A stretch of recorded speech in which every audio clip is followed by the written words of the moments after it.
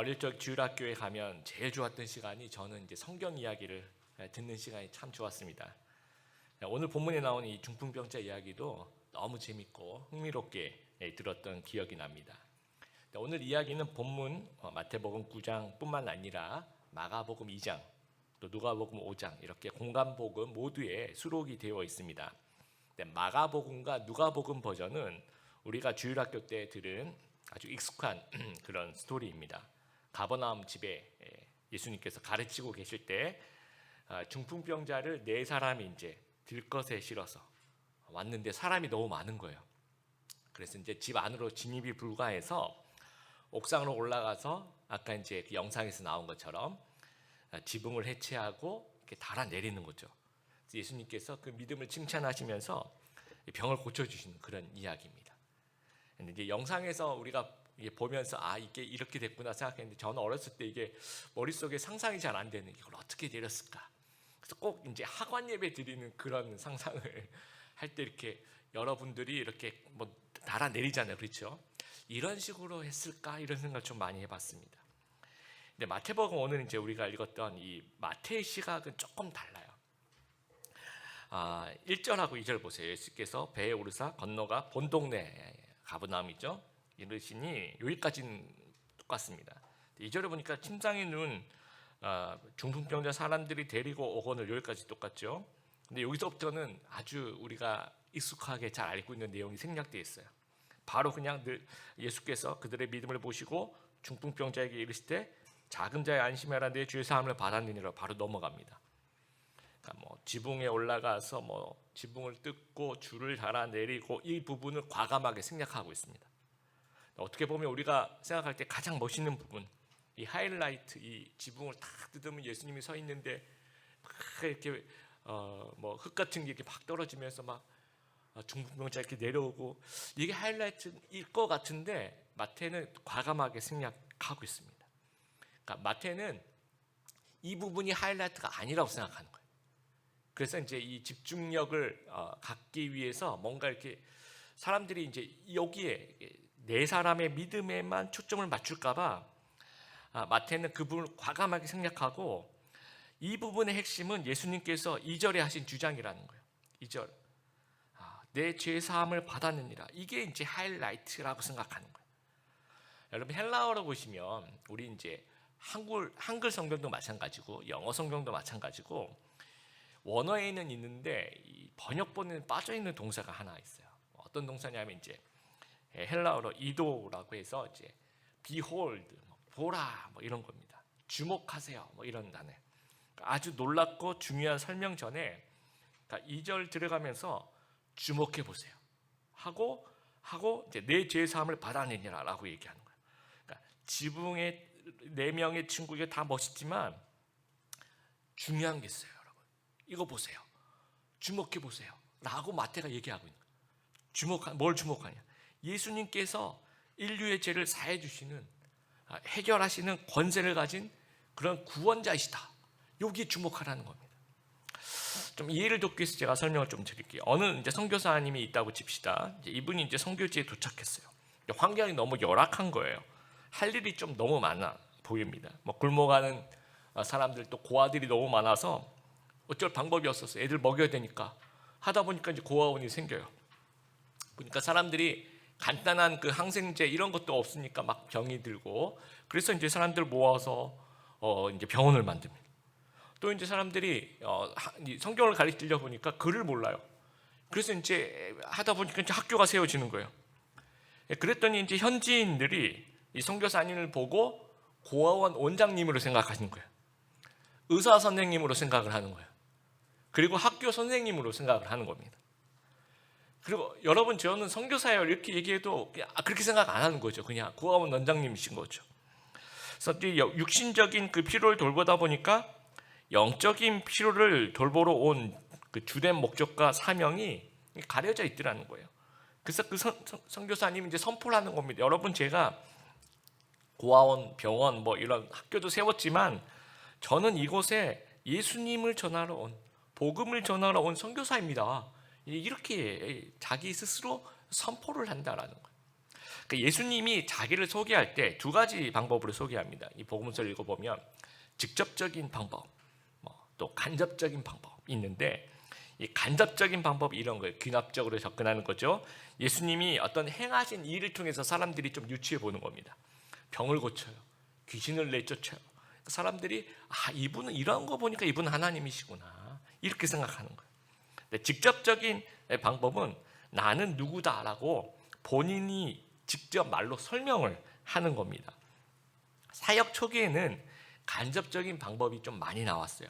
병을 고치시고 폭풍을 잠잠케 하시고 보리떡 5개와 물고기 2마리로 5,000명을 먹이시고 귀신을 내어 쫓으시고 가르치시고. 그때 사람들이 오해를 하는 겁니다. 예수님은 그저 병 고쳐주시는 능력자다, 훌륭한 가르침을 주시는 랍비다 이렇게 생각한 거예요.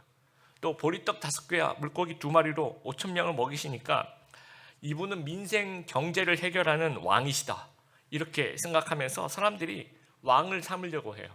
그리고 요한복음 6장에 보니까 사람들이 예수님한테 떡을 주소서라고 얘기해요. 그때 준 거 또 주세요. 떡 주세요라고, 빵 주세요라고 얘기를 합니다. 예수님이 대답하시기를 내가 생명의 빵이다, 내가 생명의 떡이다. 그 얘기를 들으니까 사람들이 실망해요. 떡 안 주겠다는 얘기, 빵 안 주겠다는 얘기고 나면서 다 떠납니다. 예수님이 제자들에게 물어봐요. 사람들이 나를 누구라고 생각하느냐? 그랬더니 제자들이 세례 요한이라고도 얘기하고 엘리야라고도 얘기하고 다른 선지자라고 사람들이 생각한다라고 이렇게 대답을 해요. 오해를 하는 겁니다. 그래서 예수님의 그 사역 중반 이후로 또 후반으로 갈수록 예수님의 그 직접적인 자기소개, 이것을 우리가 직접적인 자기 계시라고 하는데 이게 늘어나요. 나는 무엇이다 하면서 직접 이제 예수님께서 말씀하시는 겁니다. 예수님께서 이 땅에 오신 가장 중요한 목적, 이 마태복음 1장 21절에 보면 천사가 이 수태고지라고 하죠. 요셉에게 동정녀 탄생을 알리면서 이렇게 얘기합니다. 우리 줄설교 노트에 있는데요. 우리 같이 한번 큰 소리로 한번 읽어보겠습니다. 시작. 마리아가 아들을 낳을 것인데 그 이름을 예수라고 하여라. 그가 자기의 백성을 죄에서 구원해낼 것이다. 예수라고 하는데 이 분의 이제 사명을 얘기하는 거예요. 그가 자기의 백성을 죄에서 구원해낼 거예요. 그러니까 예수님은 인류의 죄 문제를 해결하기 위해서, 죄로부터 우리를 구원하기 위해서 이 땅에 오셨다라는 겁니다. 육체적인 필요도 채워주시지만 가장 우선적으로 영적인 필요를 채우기 위해서 오셨다라는 거예요. 그래서 3절에 이 서기관들이 나와요. 서기관이 속으로 이르되 이 사람이 신성을 모독하도다. 이 서기관 율법학자는 알아들었어요. 예수님께서 내 죄사함을 얻었노라라는 말을 알아들었어요. 그러면서 이거 하나님만이 죄를 사해 주시는데 예수님이 이런 얘기를 하니까 화를 내는 겁니다. 신성모독이라고 생각을 하는 겁니다. 4절하고 5절에 예수님께서 이렇게 물어봅니다. 예수께서 그 생각을 아시고 이르시되 너희가 어찌하여 마음에 악한 생각을 하느냐. 5절 내 죄사함을 받았느니라 하는 말과 일어나 걸어가라 하는 말 중에 어느 것이 쉽겠느냐. 여러분, 어느 것이 쉬울 것 같습니까? 언뜻 그냥 말로 하는 거는, 제가 여기서 서서 여러분 죄사함을 받았습니다, 물론 그렇게 얘기하면 안 되지만 예수님이 말씀을 하신다고 생각해 본다면, 말로 얘기하면 우리 마음속에 죄사함을 받았는지 안 받았는지 이게 확인이 안 되니까 이게 좀 더 쉬워 보입니다. 근데 병 고치는 거는 눈에서 병이 고쳐지는 걸 봐야 되니까 그게 더 어려울 것 같은데, 그런 각도가 아니라 이 종교적인 감시자들이 있는 상황에서 그 부담감을 한번 생각해 보세요. 그냥 예수님이 그냥 중풍병자를 그냥 고쳐줘요. 그러면 사람들이 그냥 선지자로 생각하겠죠. 알아서 생각할 거 아닙니까? 그러니까 부담이 좀 덜한 거예요. 그런데 내 죄가 사함 받았다 이 말을 하는 순간 이 신성모독이라는 엄청난 공격이 들어올 가능성이 있잖아요. 그걸 다 아시잖아요. 그러니까 이런 말을 하는 게 오히려 더 부담이 되는 거예요. 쉽지가 않은 겁니다.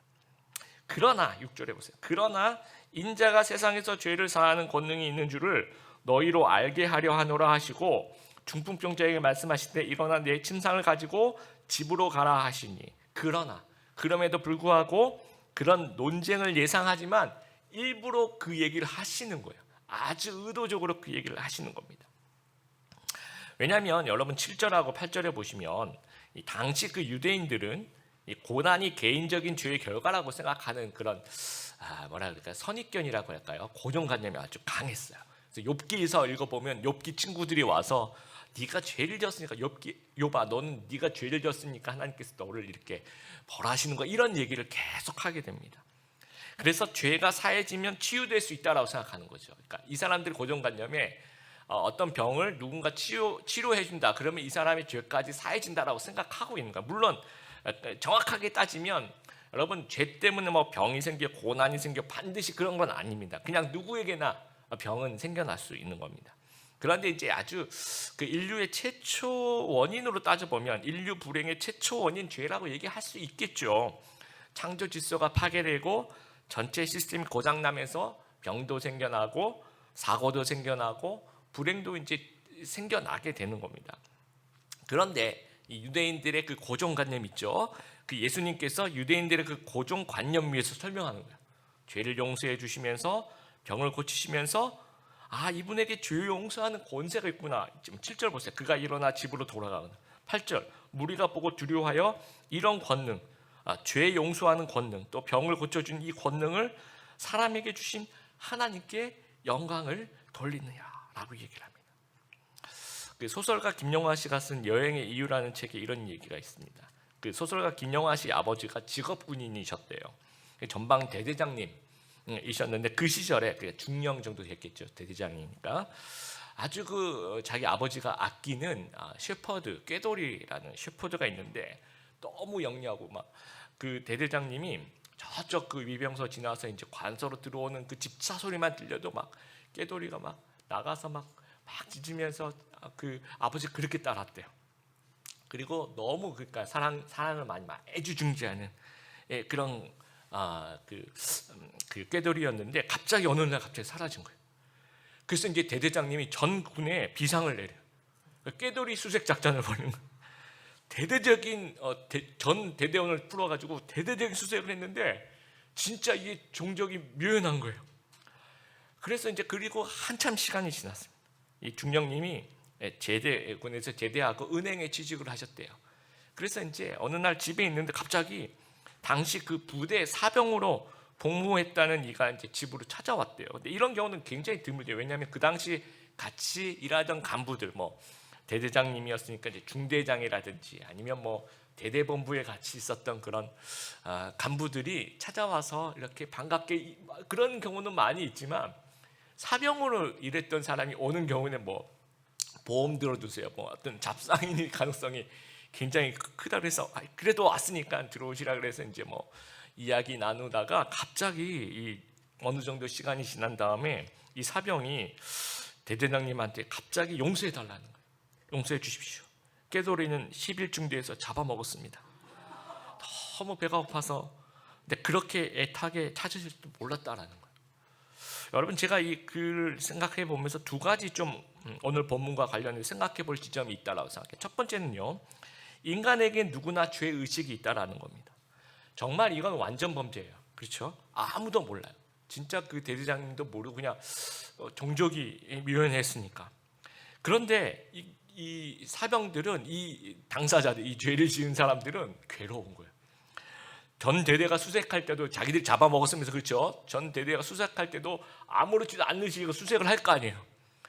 그 가운데서 얼마나 괴로웠을까요? 그리고 제대하고 난 다음에 그 잊어버릴 만한데도 그게 마음속에 계속 남은 거야. 이거 진짜 내가 이러면 안 됐는데, 이러면 안 됐었는데.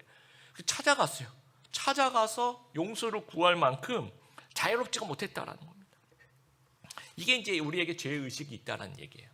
여러분, 거짓말 탐지기, 거짓말할 때 일어나는 그 신체 변화를 통해서 거짓을 가려는데요.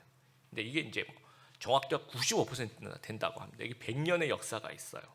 근데 우리가 거짓말하게 되면 이 신체적으로 교감신경이 활성화되면서 호흡이 막 가빠진다든지, 심장 박동수가 막 빨라진다든지, 혈압이 상승한다든지, 막 손에 막 땀이 난다든지, 피부에 흐르는 전기 양도 좀 달라진대요. 그리고 우리 뇌파의 반응도 달라지고요.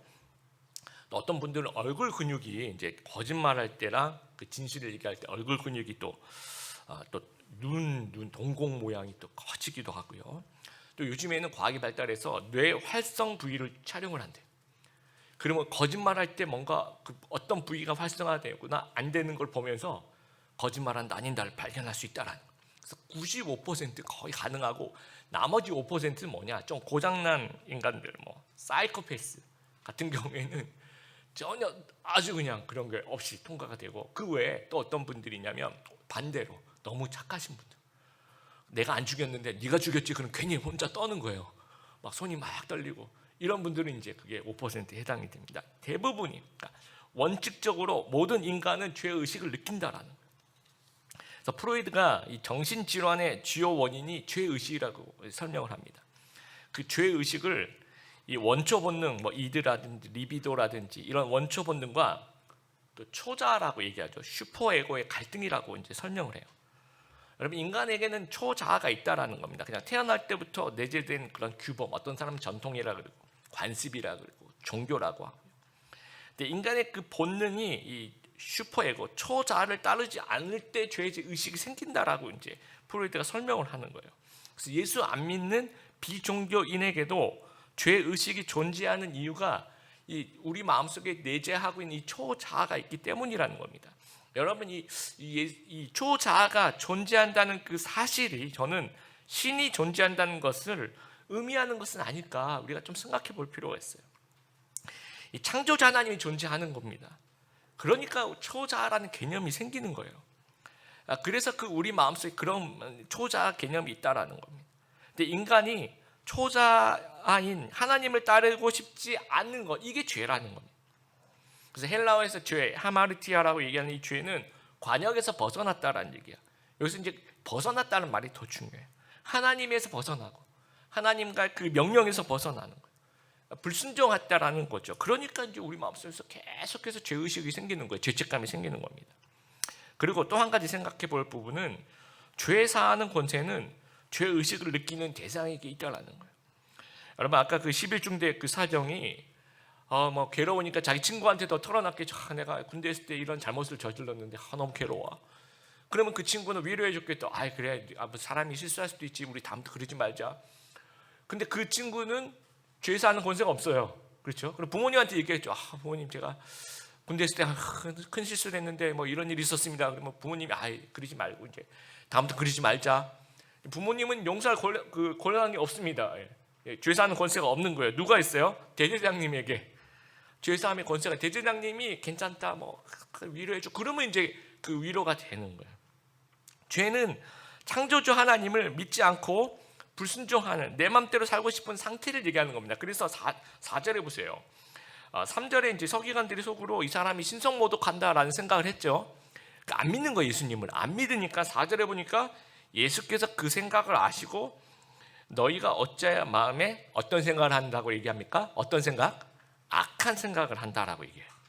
그러니까 이 서기관이 뭐 도둑질한 것도 아니에요. 이 서기관이 뭐 사람을 죽인 것도 아닙니다. 죄를, 어떤 그 국법을 어긴 게 아니에요. 그런데 그 마음속에 하나님을 안 믿어요. 이것이 악이라고 얘기하는 거예요. 하나님을 믿지 않는 마음, 이게 죄라고 얘기하는 겁니다. 그래서 그러면 이 죄 사하는 곳은 누구한테 있습니까? 하나님한테 있는 거예요. 그래서 예수님께서 나는 너희를 용서한다, 너희 죄를 용서한다, 이 죄를 용서해 주겠다는 선포는 내가 죄를 용서하는 바로 그 하나님, 그 메시아다라고 얘기를 하시는 겁니다. 내가 너희를 위해서, 너희를 죄에서 구원하기 위해서 성육신으로 왔고, 육신을 입고 이 땅에 왔고, 내가 십자가에 앞으로 달릴 것이고 부활할 것이라는 것을 선포하는 거예요. 이 선언 자체가 복음이라는 겁니다. 그래서 예수님께서 죄를 용서하시는 권세가 있으신 이 창조주 구원자 하나님이시라면 우리는 그럼 어떻게 살아야 되는가? 하나님 앞으로 나와서 이 죄 용서함을 누리는 이 감격으로 좀 살아가길 바라고, 이 복음이 중심이 되는 그런 공동체를 만들어가는 좀 저희들이 됐으면 좋겠어요. 넷플릭스에 최근에 나온 드라마 중에서 종교물이 하나 나왔더라고요. 그래서 제가 한번 봤습니다. 이 지옥이라는 어떤 웹툰에서 나온 건데 보면서 엄청 불편했어요. 상당히 불편했습니다. 뭐 이 내용은 이렇습니다. 갑자기 어떤 사람이 예언을 해요. 너는 이 드라마에서 너는 몇 월 며칠 몇 시에 죽는다, 이렇게 예언을 합니다. 그러면 그 죽는 날짜와 시간이 정확하게 죽음의 사자들이 딱 등장해요. 그래서 이제 죽게 되는 그런 얘기입니다. 근데 그런 얘기 과정에서 이제 두 가지 그 드라마에서 반응이 나오네요. 첫 번째 반응은요, 그걸 이용해서 신흥 종교가 나와요. 글쎄, 저는 이걸 기독교를 까는 그런 어떤 드라마일까 하면서 보면서도 굉장히 좀 불편했는데, 이 뭐랄까요, 이 연상호 감독 자체가 자기가 크리스찬이라 교회 다닌다라고 얘기를 해서 제가 볼 때는 이건 진실되지 않는 종교를 비판하는 것이 기독교를 어떤 자체를 비판하는 그런 건 아니라고 생각을 합니다.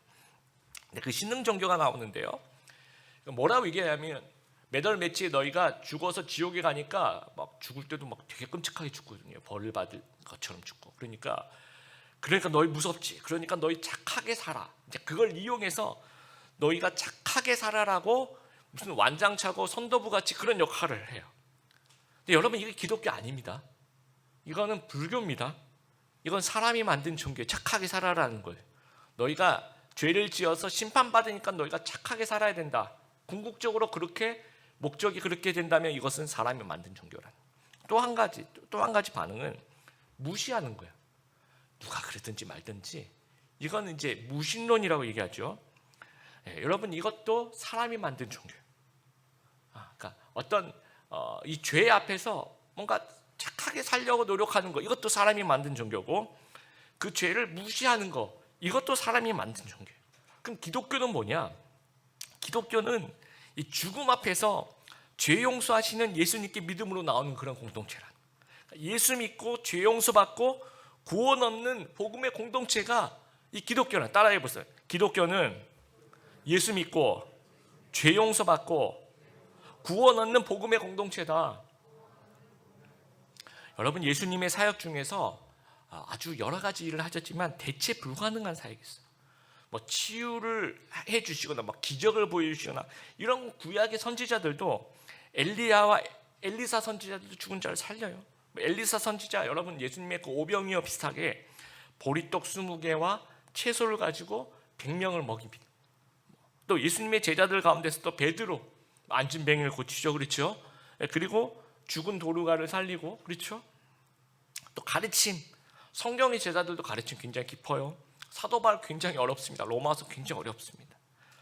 근데 오직 그 정말 흉내낼 수 없는 것이 있어요. 예수님을 유일하게 만든 그것이 무엇이냐면 이 죄 사함의 권세를 주시는 거. 우리가 예수님 믿고 예수님이 우리 죄를 용서하신다는 거, 예수님이 십자가에 대신 달려 돌아가면서 우리의 모든 죄가를 다 제하해 주셨다는 그 사실이 예수님을 아주 유일하게 만드는 거예요. 그러니까 교회가 다른 공동체와 차별되는 것의 핵심도 마찬가지예요. 복음이에요. 죄사함의 공동체라는 겁니다. 여러분, 교회보다 더 재밌는 데 많습니다. 유튜브 재밌죠, 그렇죠? 넷플릭스 재밌죠? 뭐 내적 치유 교회보다 더 잘해. 상담하러 가면 더 잘해줍니다. 뭐 강의라든지 설교라든지 전문 교수님들, 뭐 여러분 TV, 인터넷 이런 거 보시면 뭐 김창옥 씨, 김미경 씨 훨씬 더 재밌을 거예요. 그런데 죄사함의 복음, 이것은 교회라는 공동체를 가장 교회답게 만드는 요소가 이 요소라는 거예요. 여러분, 처한 어려운 상황에서 벗어나는 것도 넓은 의미로서 구원이지만 이 죄로부터 이게 진정한 구원이에요. 여러분, 그걸 생각하면 날마다 감사할 수 있고, 우리가 그것 때문에 지금 여기에 모여 있는 거예요. 교회를 교회답게 하는 거예요. 하나님이 내 죄를 용서하셨다 생각만 하면 너무 감사해요.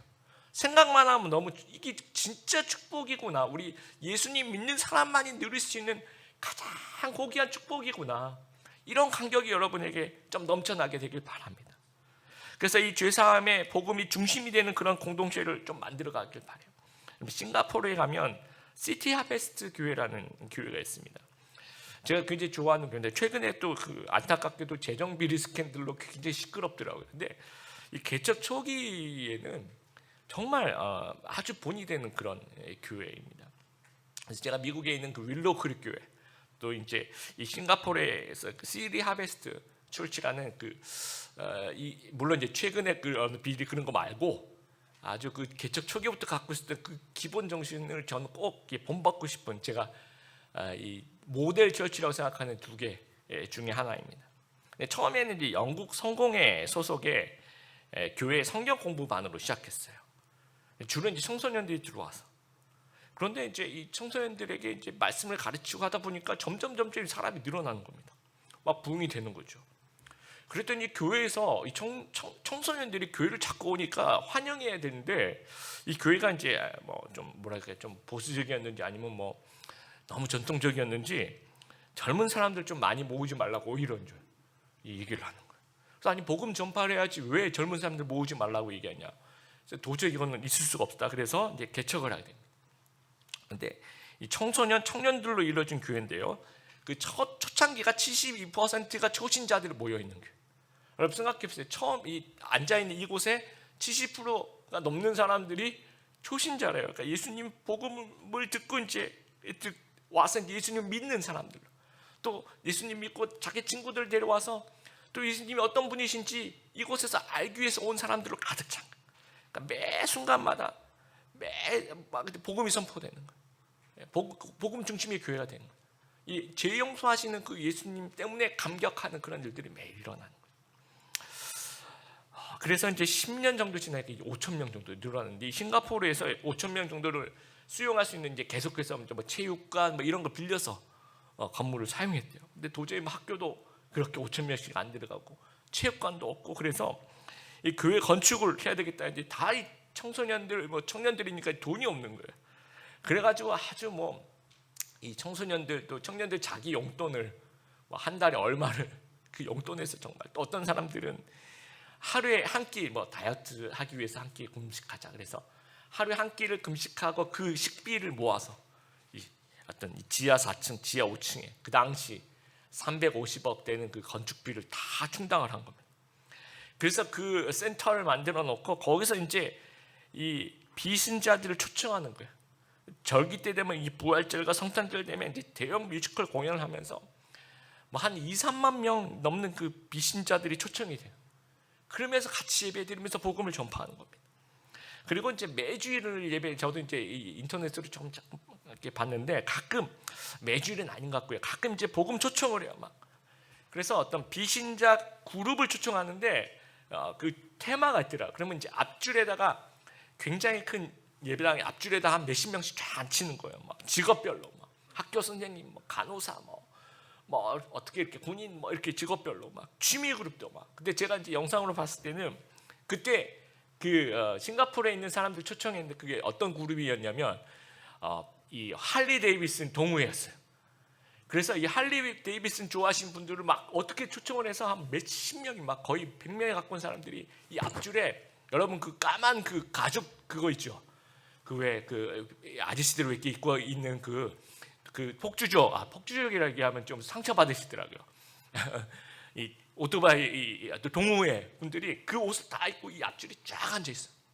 그것만 봐도 너무 은혜가 되는 거예요. 그런데 이 목사님이 말씀을 전하시려고 딱 올라오시는데 양복이 아니라 뭘 입고 올라왔을까요? 이 할리 데이비슨 그 가죽 재킷을 입고 딱 올라오시는 거예요. 그러면서 이제 막 같이 이제 막 환호하고 난리가 났어요. 와, 저 그 모습 보면서 우리 교회 이런 거 한번 해보면 좋겠다.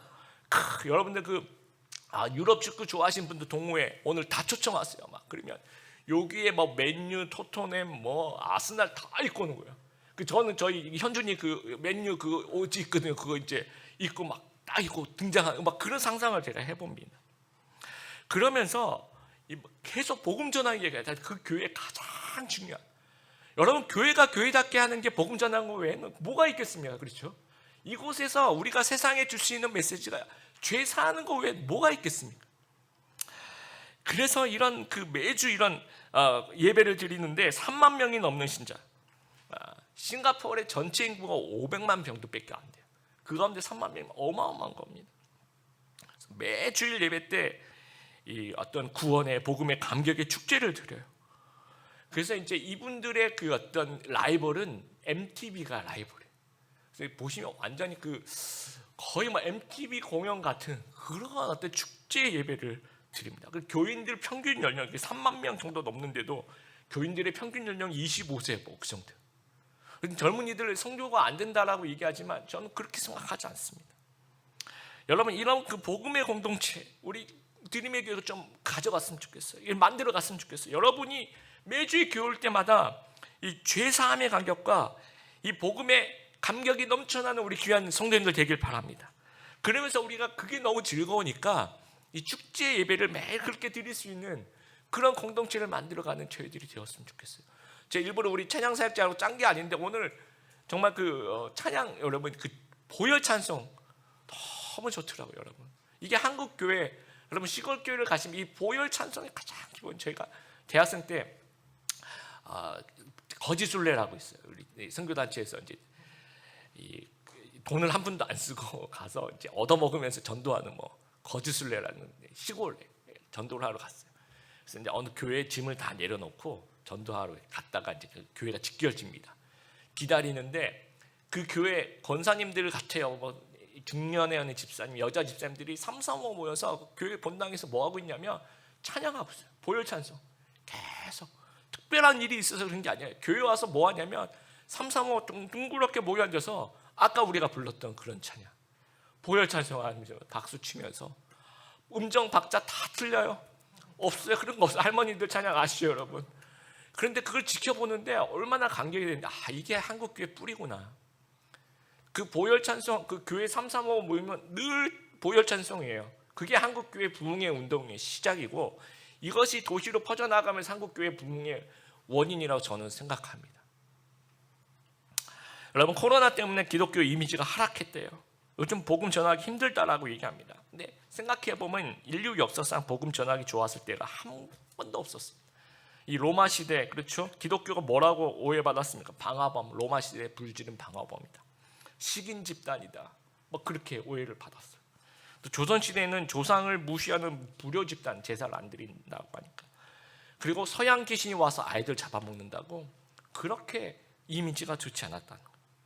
좀 때가 안 좋은 게 아니라 우리 믿음이 안 좋은 것은 아닌가 좀 생각해 봅니다. 주중에 제가 기도 편지를 하나 받았어요. 미얀마 맹선정 선교사가 드디어 이제 남편 되시는 김현준 선교사님이 목사 안수를 이제 받고 이 기도 제목이 이제 비자 신청이에요. 빨리 미얀마로 들어가게 해달라는 것이 이 기도 제목이었어요. 여러분 지금 미얀마 어떻습니까? 완전 무정부 상태고 시위대가 이렇게 서 있는데 그냥 이 트럭으로 그냥 전속력으로 그냥 지나가요. 그런 어떤 폭력이 난무하는 아주 위험한 곳이에요. 제 마음속에는 약간 이거 때가 안 좋은데 괜찮나 이런 걱정되는 마음이 있더라고요. 그런데 기도 제목이 빨리 좀 들어가게 해달라고 하는 게 제발 우리 정부가 자기 빨리 미얀마로 가고 싶으니까 비자를 좀 빨리 보내달라. 우리는 때가 안 좋으니까 나중에라고 생각하는데 때가 안 좋으니까 빨리라고 생각하는 거 이게 시각의 차이예요. 복음을 가진 자가 이렇게 생각할 수 있다라는 거예요. 여러분 2절에 사람들의 믿음을 보시고 그렇죠? 사람들의 믿음을 그들의 믿음을 보시고 침상 운반하는 사람들의 믿음을 보시고 또 8장의 백부장의 믿음을 보시고 하나님은 때를 안 보세요. 때가 좋은지 때가 나쁜지 이런 거 안 보십니까? 안 보십니다. 하나님은 우리의 믿음을 보신다라는 거예요. 우리의 할 일은 예수님께 중풍병자를 데리고 가는 것입니다. 우리의 할 일은 초청하는 거예요. 우리 현장으로 초청하고 아니면 온라인으로 초청하는 것이 우리의 할 일이라는 거예요. 그래서 우리 안에 죄사함의 감격이 가지고 복음의 감격이 살아나서 성령이 인자하신 그런 뜨거운 예배를 드리는 귀한 우리 드림의 교회 성도들 되시길 바랍니다. 그래서 예수님의 죄사함을 선포하며 복음 중심의 교회 공동체를 만들어가는 귀한 저희들 다 되시기를 주님의 이름으로 축복합니다.